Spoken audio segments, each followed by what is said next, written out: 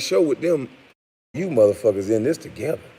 You motherfuckers tried to stop mama's cooking, and you bitches still couldn't beat me. Shout out to Jalen Rose. You a real one, bro. And you defending me like that, it probably, because I don't remember seeing you on that show, because I didn't catch that episode, but I don't remember seeing you on that show with them too much longer. I think they moved you to another show because you too real for that bullshit they were trying to do. See, you a Michigan nigga. You from Detroit. I love them Detroit niggas. They'll beat your goddamn ass. Them niggas lead with respect, and you better give them their respect. I can tell you that right now, Jack. Shout out to Detroit. Shit, I love being in Detroit. You can have a good time as long as you come with your respect, and then you can leave with your ass. Because if you don't, boy, they gonna jump up and down on your ass like a trampoline. I promise you that. Them Detroit niggas, trick, shout out to you and your whole crew and whoever them niggas is around you. Because, boy, if you is a disrespectful man, Detroit ain't the place for you.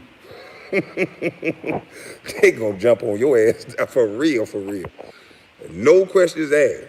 Matt Bond, Pretty Ricky, Becky with the good hair, you can't go to Detroit. A bitch ass nigga like you that invited a man to his penis, nah, niggas like you can't go to Detroit. They would have, your own crew would have beat your motherfucking ass in Detroit. You'd have came around them niggas, you saw what I said to that fuck nigga? Somebody would have slapped your ass to sleep, boy, just because you ain't supposed to do that, punk. But anywho, shout out to Jalen Rose, man. I appreciate you. I respect you. You was trying to help me sprinkle my mama's cooking. But I understand what they did to you. That's what's up. Y'all still think I'm lying. They doing this to all these black kids. Jeremy Lin, shout out to you, Jeremy Lin. Shout out to all the Asians. This is not about that. Jeremy Lin didn't have a better career than me.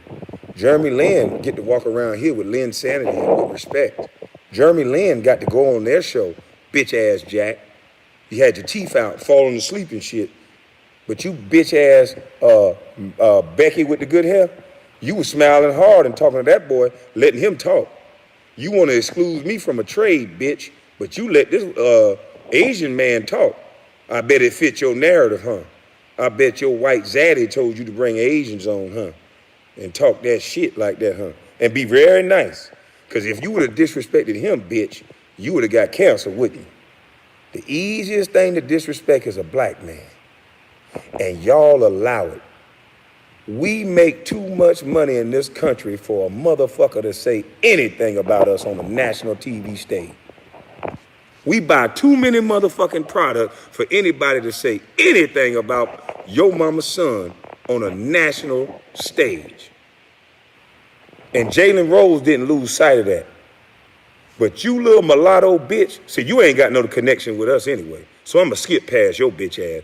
But fake ass Jack, since you jumped in them stands, bitch, you stopped being a man, boy. You fell in love with this fake ass persona you got of being a thug. You fell in love with that shit. And you damn near like to got your ass whipped. And I'm praying to the high heavens you call my phone when you get here next month, bitch. Because I'm going to stop all this motherfucking talking you niggas doing with all this girl ass talking over the internet, acting like y'all like that. You don't disrespect men like that, boy. And I would love to jump up and down on you like a trampoline, just to set an example. I want you to go back around your friends and say, God damn, he a hell of a nigga. He told me not to disrespect him. Because I will show you, boy, that's not how you talk to men, boy. I came to you in peace trying to talk to you, bitch. And look at what you did to your brethren. And then in front of them crackers, well, white folks, in front of them is, Wakanda, this is that. Something happened to your people. But what about my people, bitch? What about my people, bitch? Huh? Only your people get respect, huh? Yeah, you always want to rally the troops. You bitch ass nigga, you been in groups so long, you don't know how to be by yourself and stand alone and respect the man on his own. You a bitch ass nigga. And I'm going to keep telling you two stupid bitches, the No Smoke podcast, the two condescending bitches that can't leave each other alone, you bitches been together since Golden State. God damn, what the fuck wrong with y'all niggas? Why don't you raise a family? Why the fuck y'all niggas always around each other, bitch? You work together, you shower together, you work out together. What's wrong with you bitch ass niggas? I told y'all it was a boys club. Slap hands, we friends. Bitch ass niggas. And that's why y'all think y'all tough, because y'all hang out together. And look at the example of another boys club. Lebron, I like you, friend. I love your game. I respect the shit out your game.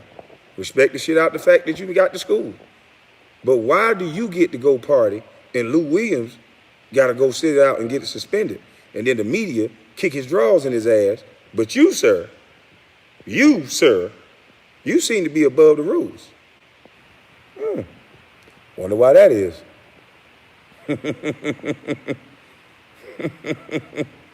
I wonder why that is. It ain't no go along, get along game. It ain't no, I'm lying. I'm a disgruntled basketball player. I'm so broken up about my bus ass life. I can roll over 3 times in my bed, but I'm hurt. I'm fucking. But you know what, y'all? Let me just break it down and tell you. I just been a bust for so long. And y'all finally got me. Chris Bouchard, Rod Parker. You know, I've just been relegated to jokes and disrespecting people. I don't have no basis for what I'm saying. I'm just such a fucking loser. Can somebody send me Matt Barnes? Please send that nigga to me. I jump on his ass like a trailer.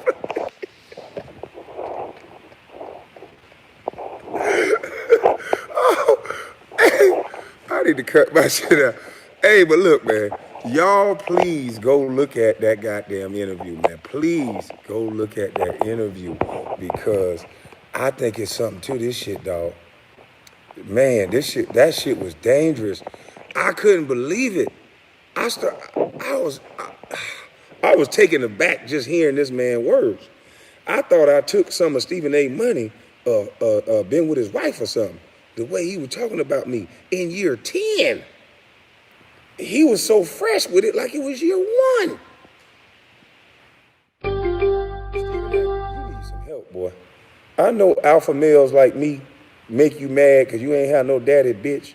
I'm probably the daddy that left your mama because she couldn't deal with your mama talking. And if she raised a bitch-ass son like you that do all that bitch-ass talking, nigga, that's why he left. He didn't want to hear all that goddamn bumping the gun. He saw you and looked at your little scrimsy ass. He probably came out looking like a little bald-head weasel already. And he looked at that shit and was like, and hauled the fuck ass.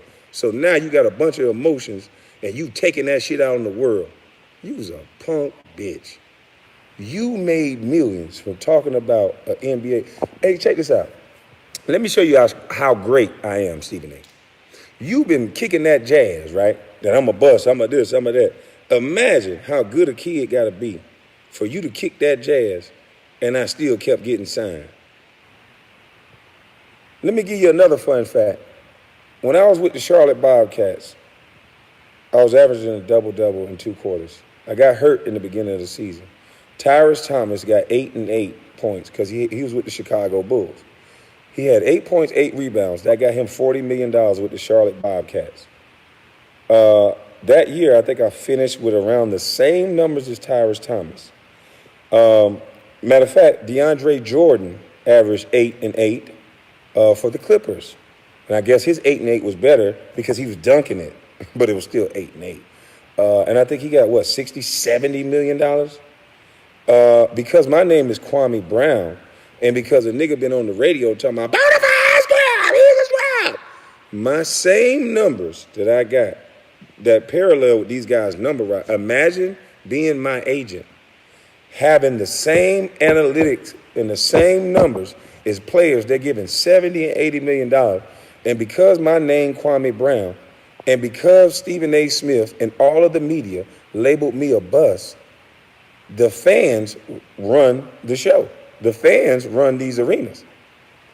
How many fans would have been happy at the time if they signed Kwame Brown for $80 million after Stephen A. Smith is yelling up and down the street saying I'm a bust and been to college campuses saying I'm a bust. So the money that I should have got from Golden State, it should have been $7-8 million a year for 4 to 5, maybe 6 years, because that's what my play warranted. But because they were afraid of Stephen A. Smith and the media and what it was going to look like, they gave me $7 million for 1 year in Golden State. Ain't that better? You think I'm still crazy? I don't know what it is about the NBA, and I don't know what it is about the media that attack us black athletes, especially ones like me that go around them white folks. They've been trying to call me crazy from the get-go. They took me to a Greek restaurant in LA at 18 from the hood. And I asked them, why the fuck are we at a Greek restaurant? And they go, oh, you'll like it. See, that's when the brainwashing starts. People try to tell you what you like and tell you what you want. But guess what I wouldn't let them do? Tell me what I like. And guess what I told them? I don't like this shit. So I got my 18-year-old ass up and I walked out of the restaurant and I walked across the street and I got what I wanted to eat. Ask them about that story. And then I came back into the restaurant with French dressing, and everybody thought that was the craziest shit in the world. I don't eat goat cheese and all this peanuts and all this shit you put on a salad. You son of a bitch, I'm 18 years old. What the fuck are you talking about? What was your son eating at 17, 18? McDonald's? So that's what the fuck I was eating. So I don't eat no goat cheese, them stupid ass salads and all this shit at no Greek restaurant. So when I went, because I'm not going to let you control my mind. So they saw, they like, God damn, this boy don't do everything somebody tell him to do. So I went and got my French dressing, and I came in there, and I told them how I want my salad. They thought I was crazy. I said, I want goat cheese, pecans, raisins. I said, do y'all got any regular motherfucking salads? 18 years old, talking to them like this. Do y'all got any regular damn salad? What the fuck I'm going to do with this? They said, what's a regular salad? Go get me some lettuce, make it like my mama. Put my mama's cooking on this shit. Since y'all want to be a 5-star Greek-ass restaurant, if you can't do what my mama do, I'm leaving this bitch now. So sprinkle some of my mama's cooking on this salad. I said, I want you to boil me a hard-boiled egg, and you cut it up, and you put that motherfucker on there, okay? Listen to me good, nigga. I want a hard-boiled egg. I want some tomatoes. I want cucumbers. Put extra tomatoes on there, because my mama used to put the tomatoes on there, and I sprinkle a little salt on it. And give me some cucumbers, and make sure you mix that shit in good, and that's all I want. That's how we eat our salad, motherfucker. I ain't Greek. Always trying to make somebody into what y'all want them to be. And guess what, bitch? It didn't work then, and it won't work now.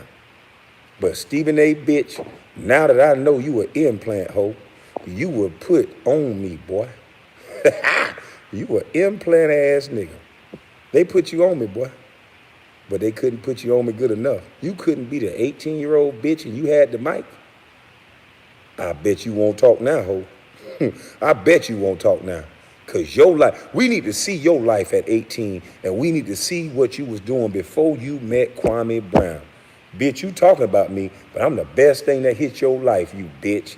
Since you met Kwame Brown and uttered those famous words, bona fide scrub, which you was projecting onto me, because, bitch, you the real bona fide scrub. And guess what? That scrub coming to get on that ass. Hey, look here. I'm going to start watching you, bitch. Every time you do a show, now that I'm back home, I'm finna watch you, bitch. Because you a sorry son of a bitch. And nobody don't want to hear that shit about, oh, it's white privilege for Tim Tebow to get in the quarterback. Don't you even try that shit right now, bitch. You do whatever them white people tell you to do. Don't try to spin that shit right now to try to act like you with us.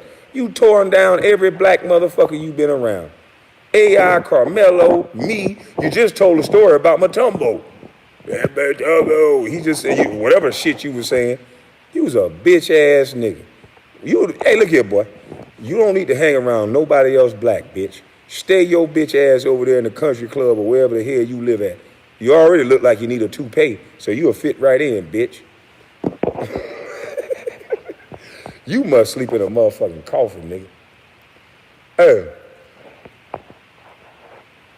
if you don't sleep in a coffin at night, you need to, bitch.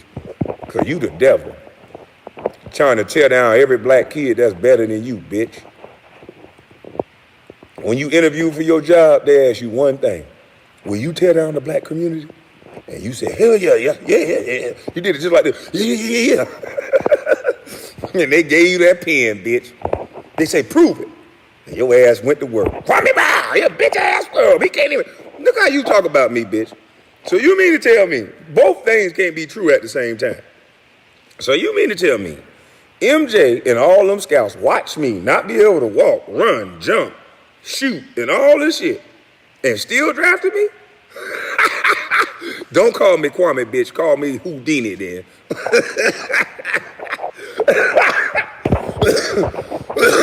you motherfuckers so stupid. You don't know what to say out your mouth. So I'm just Harry Houdini. I showed up at the draft. They put me against all these niggas. They put me against Tyson twice. So when Tyson got there, what does that say about Tyson and all these players that I kicked their draws in their ass? What does that say about these players? When I can't walk, I can't shoot, I can't shot. Cause boy, look here, every time I saw Tyson and Eddie, boy, I was on their ass. Yeah. Even with MJ on the floor, I told him one day, now, hold on now, you gonna have to give me this goddamn ball.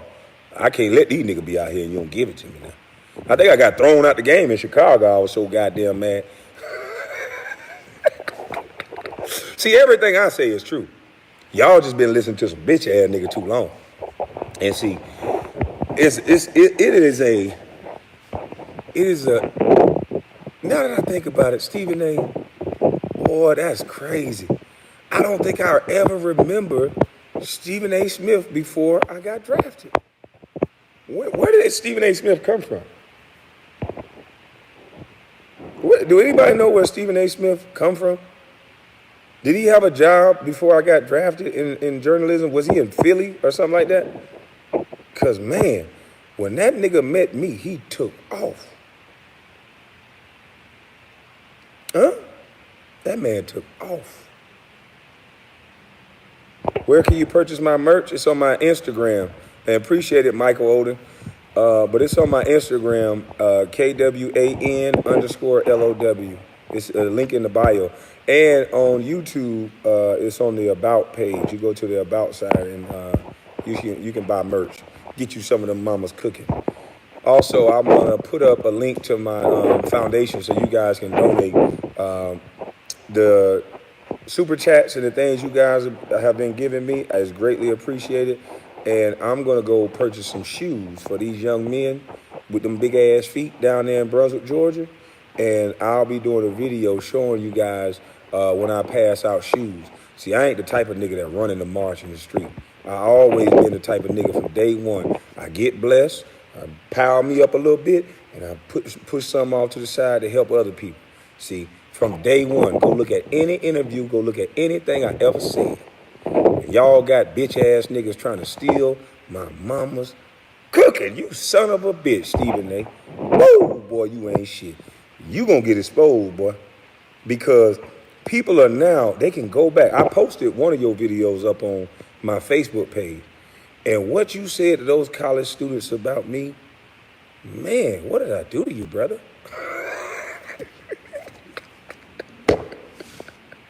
Hey, look here. Listen here, man. Your white daddy gave you a hell of a script. I mean, it's 10 years in. I mean, y'all shouldn't be like that because you ain't even tell them kids that, look here, over your lifetime, 1 year of this man's salary you not gonna make. You ain't tell them that. You told them all the negative. Cool, let's go with that.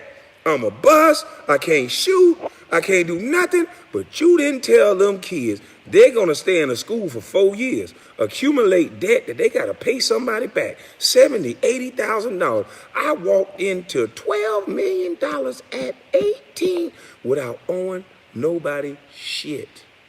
Actually, I'm lying. My mama had my name on the light bill. And some of you bet not laugh because your name was on the light bill too. So my credit and shit was fucked up. Like this. I don't want to talk about my mom. But anyway, my mama's cooking, nigga. But y'all could have told them motherfuckers. Kwame lost his damn mind. I sure did. But anyway, y'all could have told them motherfuckers the other side of the coin.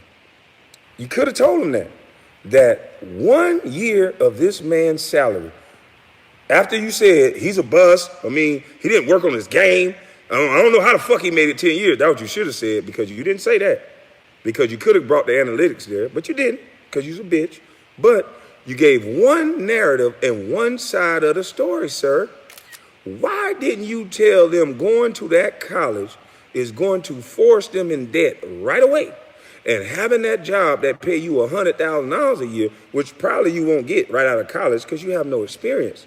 So this college dream that you was pushing, you little bald head bitch, that most kids come out of school and they make 50, 60, unless you go for a specialty degree, you might get 70, 80, and you work your way up. But then higher that you go, most of you come out of school, $80,000 in debt. You'll never pay that off. Never. So for them not to tell you the other side of the coin, it leads me to believe that this was like a mission for them. Don't you young niggas be great? Don't you motherfuckers come out of that? Because I would have only went to college in order to get a job, correct?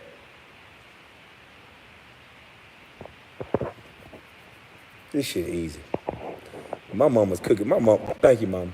Thank you for giving me your cooking. I appreciate you. And you little young niggas, y'all better listen to y'all mama's cooking. If you got a good mama and she's telling you the do's and don'ts, she telling you to stay away from that nigga, he trouble, you better listen to your mama's cooking. I'm telling you, a lot of things that happen to you is because you niggas don't listen. Listen to your mama's cooking. She trying to help you. And if your father in there with you, nigga, listen to your daddy's cooking too. His shit, I got to figure out what I'm going to do for daddy's cooking. We can't sprinkle for daddy. We got to pound for daddy or something. Daddy got to be hard. But, oh, wait. I want to be all-inclusive. Daddy can do this too, I guess. All-inclusive. We ain't judging. What do you say? For some big-ass feat, the NBA did injustice, keep you silent for the public. You won't find one interview where we just talking. Not one. Not one. This entire time, you've heard other people talk about me. And even when, there's one interview, I'm lying. There's one interview after I'm retired. I'm in LA. They brought me in. It was like a 30 or 40-minute interview, but they let out 3 minutes of the interview. And I think the title that they put up there was Kwame Brown tries to regain the narrative of his career. You can't make it up. They didn't challenge none of it. They put 3 minutes of a 30-minute interview. And then the title said it all. It don't matter what they say about Kwame Brown, it got to start and end with negativity. I've worked with the Kidney Foundation in LA. I've done all kind of toy drives. I work with Mattel Toys. They ain't ran none of that store. I go to jail for anything. I go to jail for speeding, anything. Boy, he the worst nigga in the world.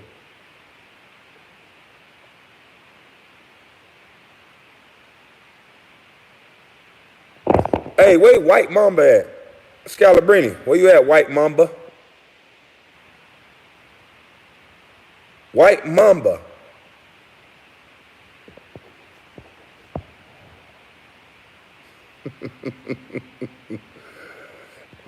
Oh boy, this shit was easy. Now all this could have been avoided, and I'm glad. They say things happen for a reason. All this would have been avoided, and all this cracking y'all getting wouldn't have happened if 2 little beta male bitches would have just apologized. Fake gangster ass niggas. All they had to do was apologize for disrespecting me. And they didn't. So let's thank them 2 beta male bitches. Shout out to you, Becky, with the good hair. And shout out to you, over aggressive, 2 old ass, fake gangster ass nigga Jack. Shout out to you 40-something-year-old nigga that's gangster. Beta. This what a man look like. This what your son's supposed to sound like. Your son ain't supposed to be out here chasing these punk ass rappers. Not all, because I like some of these rappers. But the ones that's pushing destruction and death and shooting and killing and Draco, your sons are following these guys. Because the guys that are not doing all that, they calling them busts. They calling them losers. But see, the guys that they promote is insecure little bitches that jump gates and scare their kids and fight another nigga because you couldn't handle your woman. See, the guys they put on is bitch-ass niggas like motherfucking Jack, a fake-ass thug that got ran over and beat up in Indiana because he thought he was tough, and then hanging around with rags and joining all kind of punk-ass groups like he tough. Talk to every man like he just the best, like he a bad bitch or something. And now he joined another group so he could think he tough. Those are the type of motherfuckers that get on a podcast. Jack's level of education is no higher than mine.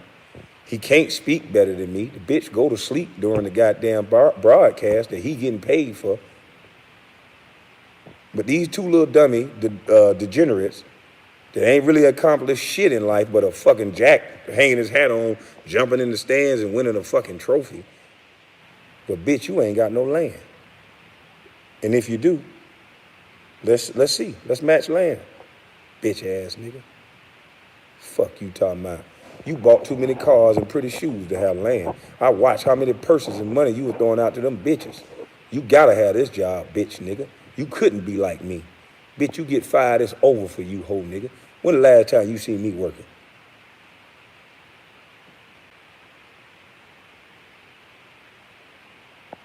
And you think you a hell of a nigga. You better pray I get up off your ass. Because people stop watching your podcast, bitch. You gonna be back to thugging. Punk ass nigga running your goddamn mile to a Geechee. That ain't something you supposed to do, boy. Fuck you mean. But anyway, I need to eat this beautiful salad. I appreciate y'all for listening.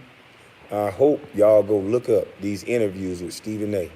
And imagine it being your son. And Kwame Brown a bust. I'm cool with being a bust. But look at the way he talked to Kevin Durant. He has no bounds. So you talked about me because I'm a scrub. Cool, I'll go for that. I'm a bitch ass bust. Why you talk to Kevin Durant like that?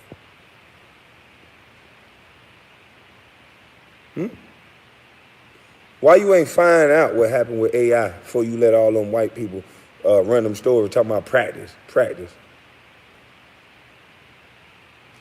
You ain't want to help? Where you come from, boy? All these white athletes that did not play well, they get to go off into the abyss and live healthy lives and stand up like men. But you want black players their whole life to be built around and respected off how they play a game. Because you want black boys to think and black people to think their only lane is sports. So if you're not good at sports, you ain't shit. Which is kind of ironic because, bitch, you wasn't good at sports. And you ain't shit. And you ain't good at life.